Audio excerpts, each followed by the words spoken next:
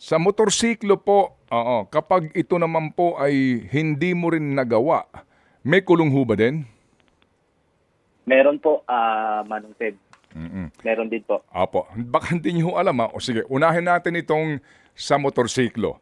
Mga kapatid, sa mga may motorsiklo ngayon ha, opo, dito po ha, nakalagay dito, failure of the owner to register within 5 days from the acquisition of ownership or to immediately report its sale or disposition shall subject the owner to a penalty of imprisonment of or arresto mayor to prisión correccional and a fine of not less than 20,000 but not more than 50,000.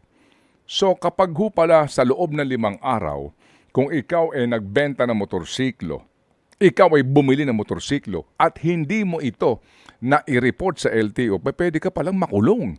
Yung pong sinasabi na arresto mayor to prisión correccional, gaano po kahabang pagkakakulong ni attorney?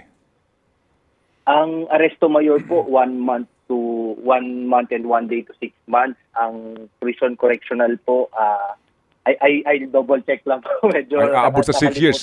6 years, attorney. 6 years. 6 Opo. years po, 6 years. 6 Yes, years. sir. Tama Opo. po, Manong Ted. 6 years po. So, mga kapatid, so hindi po biro ito eh.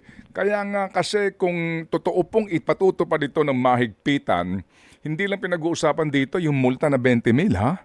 Ang pinag-uusapan po dito ay higit sa 20,000 na multa plus may kulong ka pa, attorney. Opo, Manong Ted. Di ba? Ito ho yung hindi nababanggit dito eh. Kaya po, tama din po ito kasi kung talagang kayo maghihigpit dito, marami makukulong. Tama po, Manong Ted. Oo. Kapag ho ba ganyan, sino ho ang magdedemanda dyan? Sino pang re-report? LTO kung sakasakali magdedemanda sa mga hindi susunod rito at yung nga, magkakaroon po ng mga ng mga kasong kriminal. Opo, it's either the PNP po or the LTO po, Manong Ted. Ted Filon at DJ Chacha. Ngayon, nasa Radyo 5, 92.3 News FM. Monday to Friday, 6 to 10 a.m.